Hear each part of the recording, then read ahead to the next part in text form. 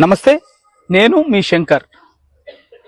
ఈరోజు హుటాహుటిన సంవత్సరంన్నర నుంచి లేని ఎలక్షన్స్ ఎలక్షన్స్ కండక్ట్ చేస్తున్నారు.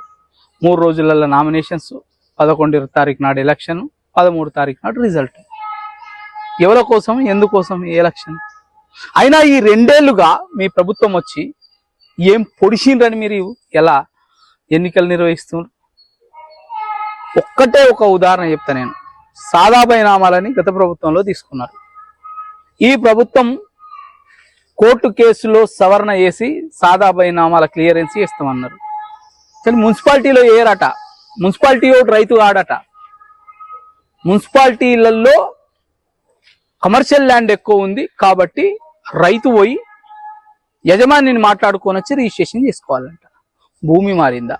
స్వభావం మారిందా? ఒక్క విలువ తప్ప విలువ మారలే. వ్యవసాయం అదే వ్యవసాయం. పట్టణాలలో వ్యవసాయం ఎవరు చేస్తలేరా? ఎన్ని ఫామ్ హౌస్ లేవు? నేను అడుగుతున్నా ఈ కాంగ్రెస్ గవర్నమెంట్ని. అంటే మీ దగ్గర వివక్ష ఉంది చెప్పడానికి ఇది ఫర్ ఎగ్జాంపుల్. పోనీ మరి మిగతా కనీసం కాగితాల మీద అయిపోయే పనులు ఏమైనా చేసిండ్రా?